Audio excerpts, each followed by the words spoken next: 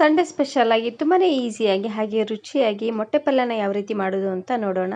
ಇದನ್ನು ಮಾಡಲಿಕ್ಕೆ ಯಾವುದೇ ರೀತಿ ಮಸಾಲೆನ ಹುರ್ಕೊಳ್ಳೋದು ಹಾಗೆ ರುಬ್ಬೋದು ಏನೂ ಇಲ್ಲ. ತುಂಬಾ ಕ್ವಿಕ್ಕಾಗಿ ನೀವು ಇದನ್ನು ಮಾಡ್ಕೊಳ್ಬೋದು. ಇದನ್ನು ಮಾಡಲಿಕ್ಕೆ ಮೊದಲು ನಾನಿಲ್ಲಿ ಒಂದು ಪ್ಯಾನ್ಗೆ ಒಂದು 3ರಿಂದ 4 ಚಮಚ ಆಗುವಷ್ಟು ಎಣ್ಣೆನ ಹಾಕ್ಕೊಳ್ತಾ ಇದ್ದೀನಿ. ಹಾಗೆಯೇ ಒಂದು ಅರ್ಧ ಚಮಚ ಆಗುವಷ್ಟು ಜೀರಿಗೆ. ನೋಡಿ, ಜೀರಿಗೆ ಈ ರೀತಿಯಾಗಿ ಸಿಡಿದಾದ್ಮೇಲೆ ಇದಕ್ಕೆ ಹಾಕ್ಕೊಳ್ಳಿಕ್ಕೆ ಅಂತ ನಾನಿಲ್ಲಿ 2 ಈರುಳ್ಳಿ ಹಾಗೆಯೇ 2 ಟೊಮೆಟೊನ ತೊಗೊಂಡಿದ್ದೀನಿ. ಮೊದಲು ನಾನಿಲ್ಲಿ ಉದ್ದವಾಗಿ ಕಟ್ ಮಾಡಿರುವಂತಹ ಈರುಳ್ಳಿನ ಹಾಕ್ಕೊಳ್ತಾ ಇದ್ದೀನಿ. ಆದಷ್ಟು ಈ ರೀತಿಯಾಗಿ ಉದ್ದವಾಗಿ ಕಟ್ ಮಾಡಿ ಹಾಕ್ಕೊಳ್ಳಿ, ಚೆನ್ನಾಗಿರುತ್ತೆ.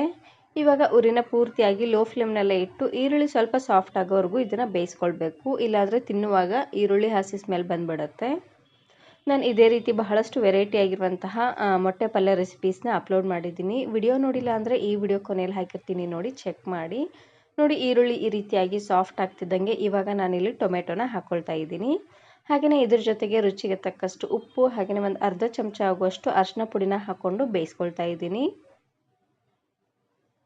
ಅರಿಶಿನ ಪುಡಿ ಹಾಗೆಯೇ ಉಪ್ಪನ್ನು ಹಾಕಿ ಬೇಯಿಸೋದ್ರಿಂದ ಟೊಮೆಟೊ ಬೇಗ ಸಾಫ್ಟ್ ಆಗುತ್ತೆ. ನೋಡಿ, ಟೊಮೆಟೊ ಎಲ್ಲ ಸ್ವಲ್ಪ ಸಾಫ್ಟ್ ಆಗ್ತಿದ್ದಂಗೆ ಇವಾಗ ಸ್ಪೂನಿನ ಸಹಾಯದಿಂದ ಈ ರೀತಿಯಾಗಿ ನೀಟಾಗಿ ಇದನ್ನು ಸ್ಮ್ಯಾಶ್ ಮಾಡ್ಕೊಂಡು ತಗೊಳ್ಳಿ. ಈ ರೀತಿ ಸ್ಮ್ಯಾಶ್ ಮಾಡೋದ್ರಿಂದ ಟೊಮೆಟೊ ಅಲ್ಲಿರುವಂಥ ಹುಳಿ ಎಲ್ಲ ಚೆನ್ನಾಗಿ ಬಿಟ್ಕೊಳ್ಳುತ್ತೆ. ನೋಡಿ, ಇದಕ್ಕೆ ನಾನಿವಾಗ 1 ಚಮಚ ಆಗುವಷ್ಟು ಅಚ್ಕಾರದ ಪುಡಿನ ಹಾಕ್ಕೊಳ್ತಾ ಇದ್ದೀನಿ. ನಿಮಗೆ ಖಾರಕ್ಕೆ ಎಷ್ಟು ಖಾರ ಬೇಕೋ ಅಷ್ಟು ಖಾರ ನೀವು ಇಲ್ಲೇ ಹಾಕ್ಕೊಳ್ಬೋದು. ಹಾಗೆಯೇ ಒಂದು ಅರ್ಧ ಚಮಚ ಆಗುವಷ್ಟು ಗರಂ ಮಸಾಲಾನ ಹಾಕ್ಕೊಳ್ತಾ ಇದ್ದೀನಿ. 2 ಮಸಾಲೆನ ಹಾಕಿದಾದ್ಮೇಲೆ ಚೆನ್ನಾಗಿ ಇದನ್ನು ಮಿಕ್ಸ್ ಮಾಡ್ಕೊಂಡು ತಗೊಳ್ಳಿ. ಖಾರ ಪುಡಿನ ಹಾಕುವಾಗ ಉರಿನ ಪೂರ್ತಿಯಾಗಿ ಲೋ ಫ್ಲೇಮ್ನಲ್ಲೇ ಇಟ್ಟು ಹಾಕ್ಕೊಳ್ಳಿ, ಇಲ್ಲಾಂದರೆ ಖಾರ ಪುಡಿ ಎಲ್ಲ ಒತ್ತೋದಂಗೆ ಆಗಿಬಿಡತ್ತೆ. ನೋಡಿ, ಖಾರ ಪುಡಿ ಹಾಗೆಯೇ ಗರಂ ಮಸಾಲ ಹಾಕಿದಾದ್ಮೇಲೆ ಚೆನ್ನಾಗಿ ಇದನ್ನು ಮಿಕ್ಸ್ ಮಾಡಿಕೊಂಡು ಇವಾಗ ನಾನಿಲ್ಲಿ ಬೇಯಿಸಿರುವಂತಹ ಮೊಟ್ಟೆನ ಹಾಕ್ಕೊಳ್ತಾ ಇದ್ದೀನಿ.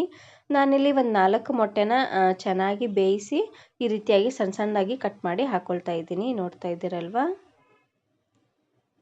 ಮೊಟ್ಟೆನ ಬೇಯಿಸುವಾಗ ಉರಿನ ಪೂರ್ತಿಯಾಗಿ ಮೀಡಿಯಂ ಫ್ಲೇಮ್ನಲ್ಲೇ ಇಟ್ಟು ಮೇಲ್ಗಡೆ ಮುಚ್ಚಳನ ಮುಚ್ಚದೆ ಇದನ್ನು ಬೇಯಿಸ್ಕೊಳ್ಳಿ. ಈ ರೀತಿಯಾಗಿ ಮಾಡೋದ್ರಿಂದ ಮೊಟ್ಟೆ ಒಂದು ಒಡೆಯೋದಿಲ್ಲ, ಚೆನ್ನಾಗಿ ಬೇಯುತ್ತೆ. ಇಲ್ಲಾಂದರೆ ಕುಕ್ಕರಲ್ಲಿ ಹಾಕಿ ಒಂದು 3 ವಿಸಿಲ್ ಕೂಗಿಸ್ಕೊಂಡು ತಗೊಳ್ಳಿ, ಚೆನ್ನಾಗಿ ಬೇಯುತ್ತೆ.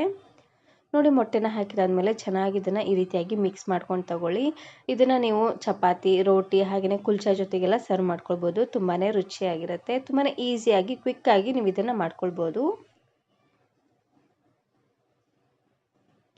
ನೋಡಿ, ಚೆನ್ನಾಗಿ ಇದನ್ನು ಈ ರೀತಿಯಾಗಿ ಮಿಕ್ಸ್ ಮಾಡಿ ಲಾಸ್ಟಲ್ಲಿ ಸಣ್ಣದಾಗಿ ಕಟ್ ಮಾಡಿರುವಂತಹ ಕೊತ್ತಂಬರಿ ಸೊಪ್ಪನ್ನು ಹಾಕಿದ್ರೆ ಆಯಿತು. ತುಂಬಾ ರುಚಿಯಾಗಿರುವಂತಹ ಒಂದು ಮೊಟ್ಟೆ ಪಲ್ಯ ರೆಡಿಯಾಗಿ ಹೋಗ್ಬಿಡುತ್ತೆ. ಈ ವಿಡಿಯೋ ಇಷ್ಟ ಆದರೆ ಈಗಲೇ ಒಂದು ಲೈಕ್ ಬಟನನ್ನು ಕ್ಲಿಕ್ ಮಾಡಿ ಫ್ರೆಂಡ್ಸ್ ಆ್ಯಂಡ್ ಫ್ಯಾಮಿಲಿ ಜೊತೆಗೆ ಶೇರ್ ಮಾಡಿ. ಹಾಗೆಯೇ ಮತ್ತಷ್ಟು ಹೊಸ ರೆಸಿಪಿಗಾಗಿ ವರ್ಣಿಕಾ ಅಡುಗೆ ಮನೆ ಯೂಟ್ಯೂಬ್ ಚಾನಲನ್ನು ಸಬ್ಸ್ಕ್ರೈಬ್ ಮಾಡ್ಕೊಳ್ಳಿ. Thank you.